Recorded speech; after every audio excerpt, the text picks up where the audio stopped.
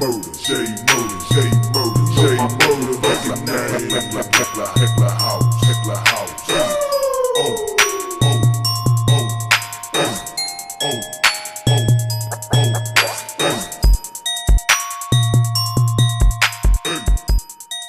How's it going, YouTube? This is Thomas bringing you another video. Give you some things to think about, thoughts to chew on. Before we get to our B-movie reviews, first thing I want to go over is which is, you know, I hate talking about politics, but the whole Trump impeachment thing, they're trying to move forward with that still. You know, the Democrats are so dumb that they're worried about trying to impeach Trump, and he's just sitting back laughing because nothing happened. He already gave the transcripts.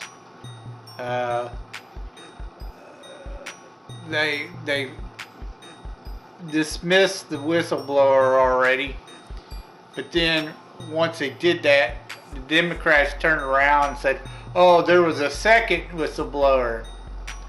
And there were other people listening, and there's witnesses that haven't been talked about," and yada yada yada, which is a bunch of baloney, and it is what it is. Like I said, they're just scared because they don't. Oh my gosh, the Democrats do not have a candidate worth a binky running against Trump. Trump's gonna kill him, they know it. Anyways, forget all that. Moving on.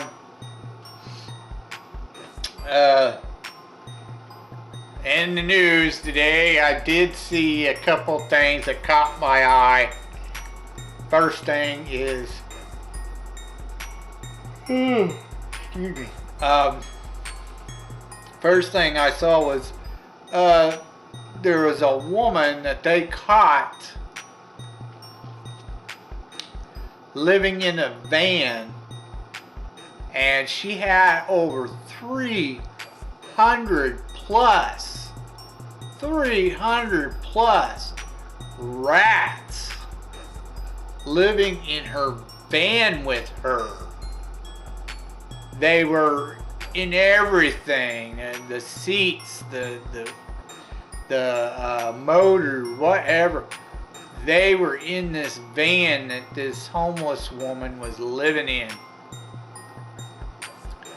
Well, it was her van, but it didn't work. It just sat there. They were all in this thing. How can? Oh, that's just, it's disgusting. 300 plus rats. Apparently they started off as like pet rats, but then they just kept breeding and multiplying, and it just got really bad, and they got in the streets and in the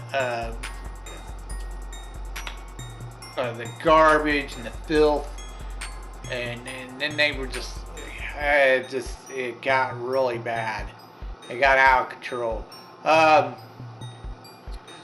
this one is an elderly woman. She was homeless, and guess where she lived? I'll give you 3 guesses, and I guarantee you'll probably get in on the first one. That's right, folks. This woman lived in California. Woo! Who would have thought it, you know? California. In fact, she lived in San Diego.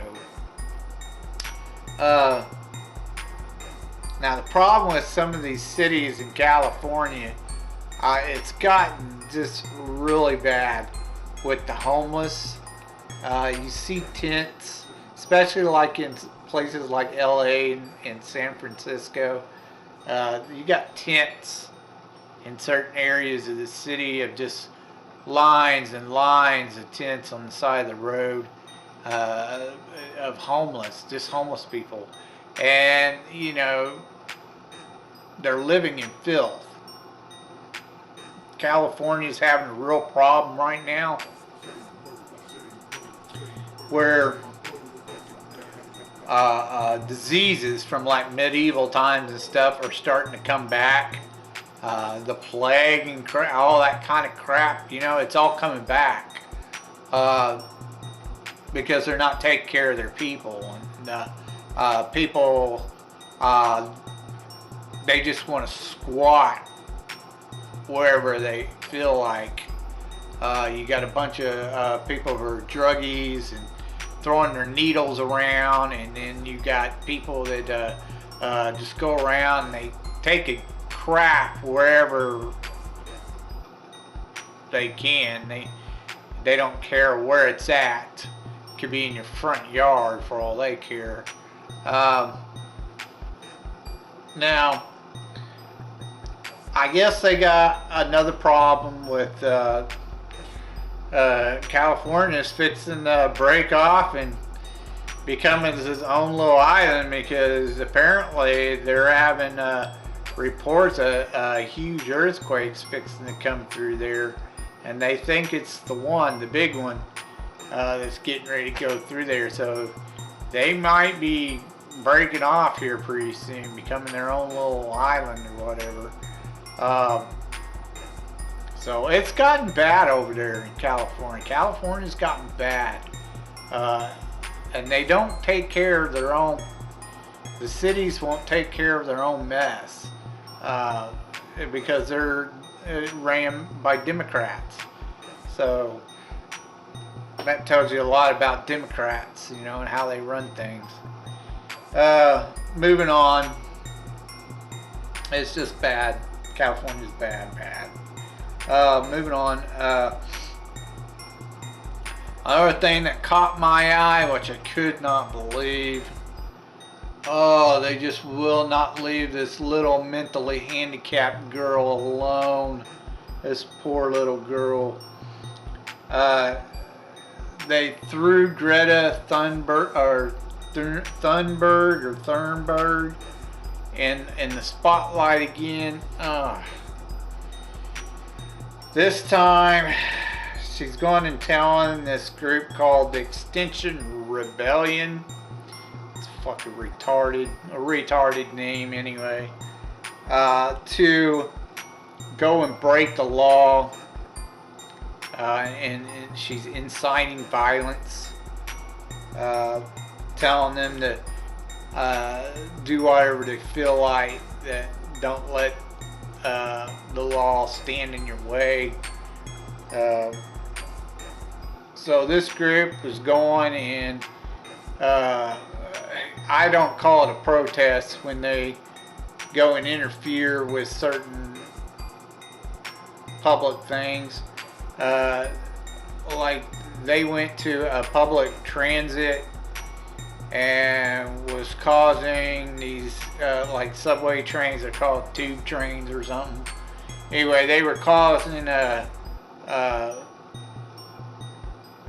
transportation of these trains not to run or whatever, and they were causing a big whoop-blower, and they didn't want to leave. They were, you know, causing all kinds of violence, attacking people, and the police was trying to get them. They had a big scuffle. A lot of people got arrested. And it's all because of what Greta Thunberg said about, you know, ignoring the law and going in and doing whatever you feel like doing. If you have to attack people, go ahead and attack people. That's just ridiculous that they're using this mentally handicapped child, and that people are. And what's even more retarded is these fucking idiots who are letting a child tell them what to do, and they're, you know, follow the leader. Keep tired of crap, you know. If you're going to jump off if a someone tells you to jump off a cliff, are you going to do it? And they apparently are doing it. It's just stupid. Dumb. Dumb, dumb, dumb. Anyways, yeah, that's what I saw in the news today. It's just ridiculous. Leave me your thoughts down below in the comments, and let me know what you think on these topics. What you think is crazy about what's going on. Okay, you movie holics, let's move on to our B-rated movie reviews. This is Sci-Fi week. We've come around to Sci-Fi again. I kept it in the 60s as well, since we've been doing 60s movies like last week. Both these movies are actually done in 1960. So the first one is a black and white film. I'm not a big fan of black and white. I can force myself to watch a black and white every once in a while. It seems really, it just feels odd trying to watch it in black and white. It doesn't seem right or something. So I've never been able to really get into black and white films. But I can watch one every once in a while. So the first one is called Beyond the Time Barrier. It stars Robert Clark and Darlene Tompkins. I couldn't find what it grossed at the box office. Like I've said before, the older films, it's a little harder to find box office numbers. Now this one was kind of strange. There are a few parts that didn't make a whole lot of sense. But the basic story is you have a United States Air Force pilot who's trying to break a particular speed light barrier or something like that. They've introduced a new type of fuel into a plane, and this plane can go higher than most other planes. It can go right to the very edge between space and the atmosphere. So this pilot uses this new type of rocket fuel, and what happens is he comes back in a particular angle, and when he does, he ends up breaking kind of like breaking the sound barrier. He breaks the time barrier, and he goes into the future. That's how they explain it anyway. He doesn't burn up on re-entry either, and he's just flying what looks like a regular plane. Anyways, he comes back to Earth, and when he lands at the Air Force Base, it's deserted. It looks like it's been deserted for a long time. He sees this mystical city. That's the best way to describe a technologically advanced city. Not too far off. So he begins heading towards there to find out what's going on. Why is everyone missing? When he does, I guess they shoot him with some kind of invisible ray or whatever, and it knocks him out, and then they grab him and take him inside the city, which is actually supposed to be an underground city, which makes no sense because you can see the entire city on the ground. But anyways, moving on with the story. He supposedly meets the master and the captain or commander, the head of security or whatever, and they're the only two people who can talk and hear. Everybody else in the city is supposedly deaf and mute. He meets the master's granddaughter, And she has a particular ability. Uh, she's a telepath. She can read minds. Uh, and she convinces her grandfather that he's not a spy, which the captain, the head of security, he thinks he is, for this group of so-called mutants. The mutants, they think that the city is hoarding all kinds of food and stuff, and their people are starving. And they tend to imprison them quite a bit, the people of the city. Anyways,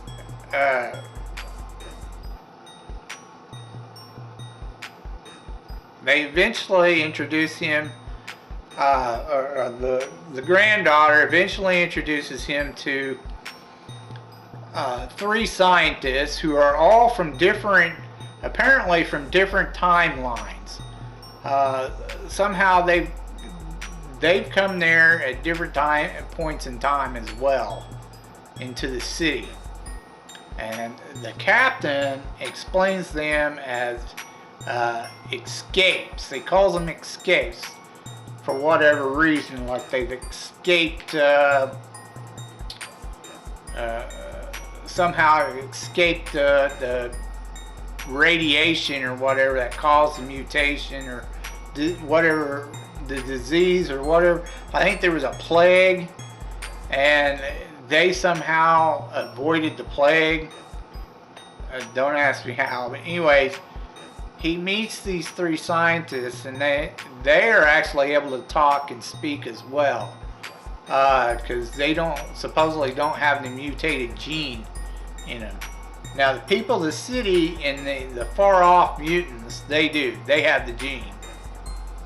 The people in the city are dwindling. They're coming to an extinction because the mutation of the gene is causing a rapid mutation in them.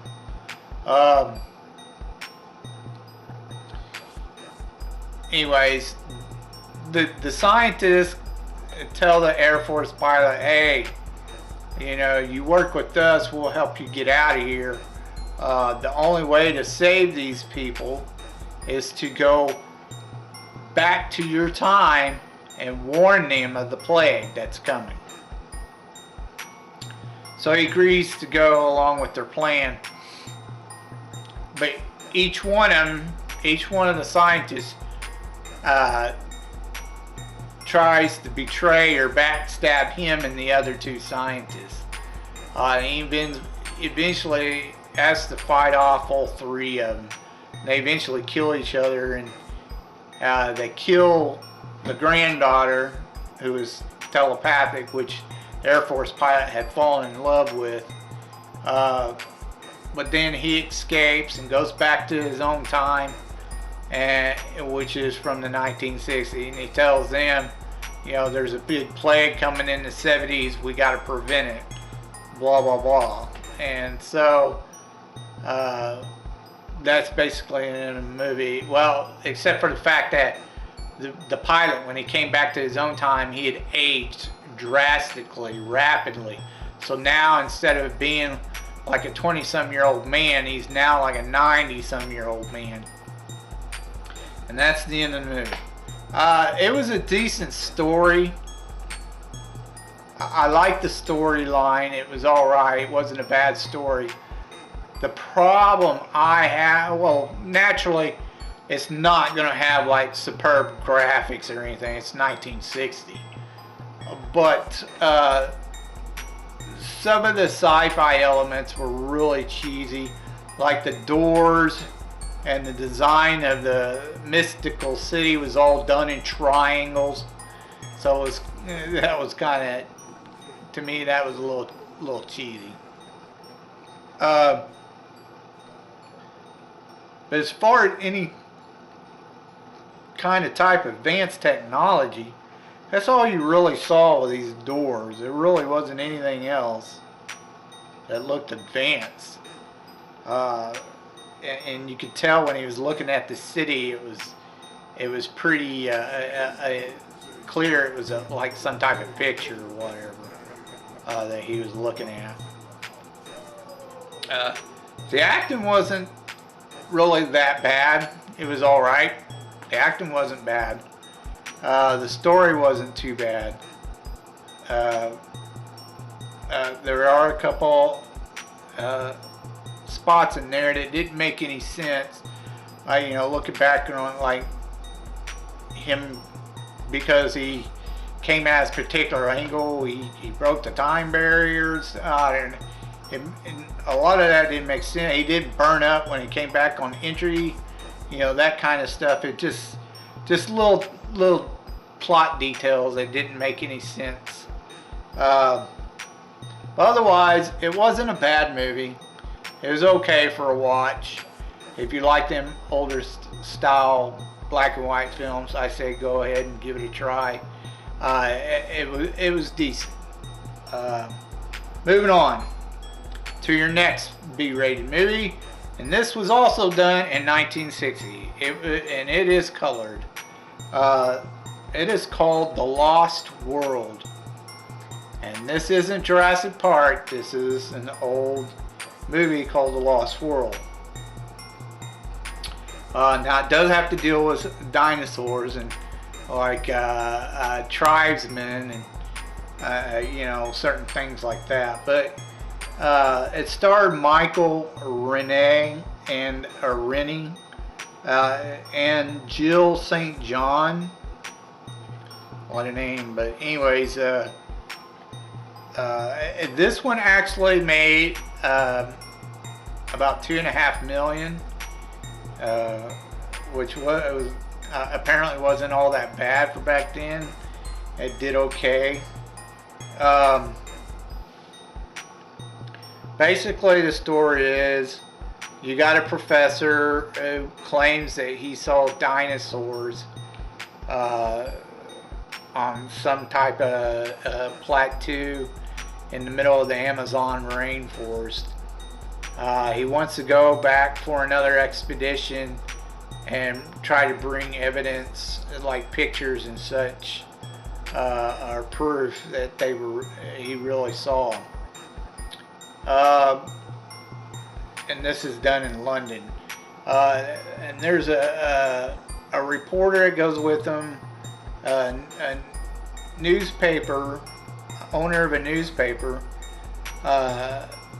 decides to fund his expedition, and then turns around. His daughter forces herself into the expedition along with her brother.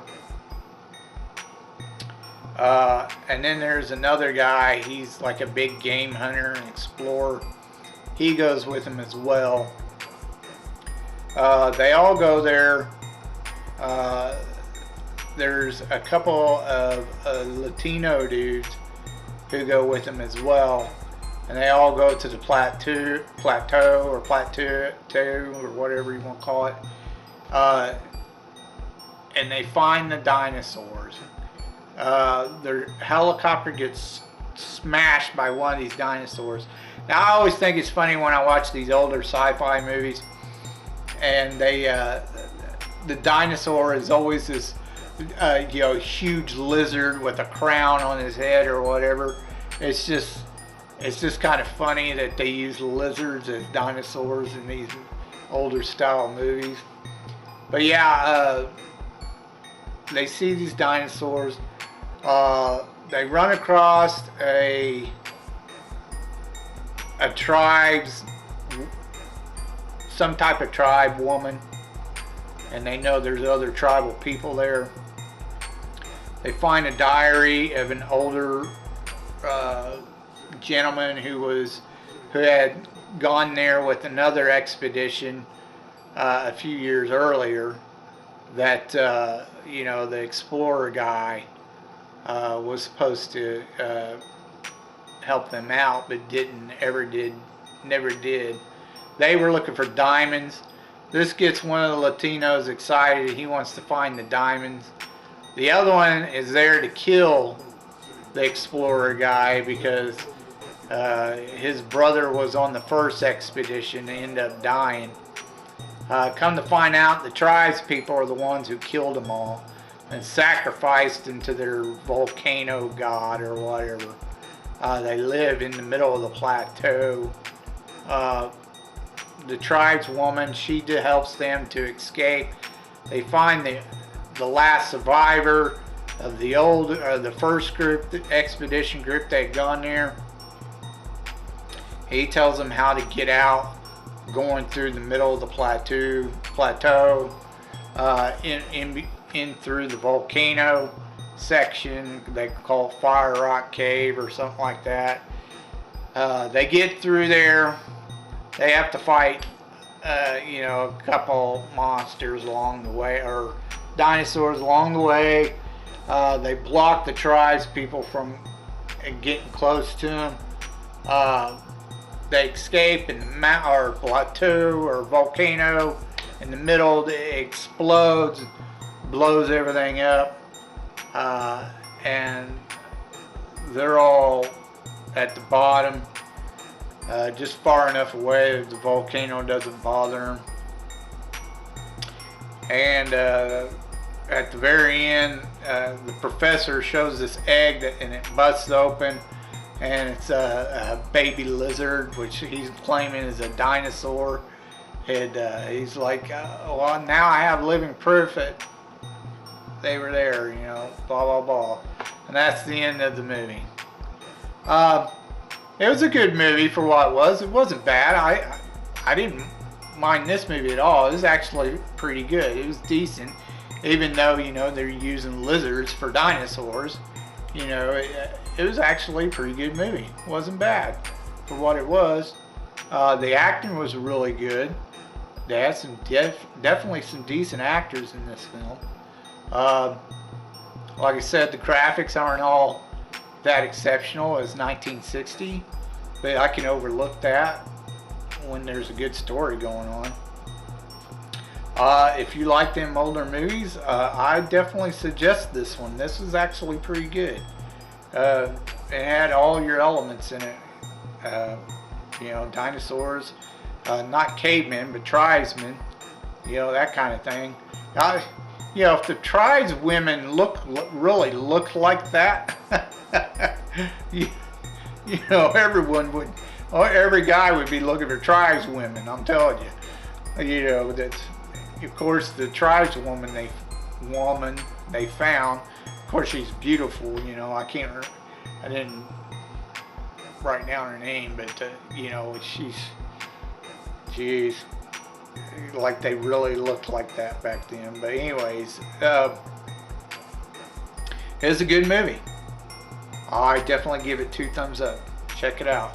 Like before, if you know of any gems I might have missed, some great movies or whatever that I might not have ever seen, please leave your suggestions down in the comments down below, and I'll get around to reviewing it as soon as I can.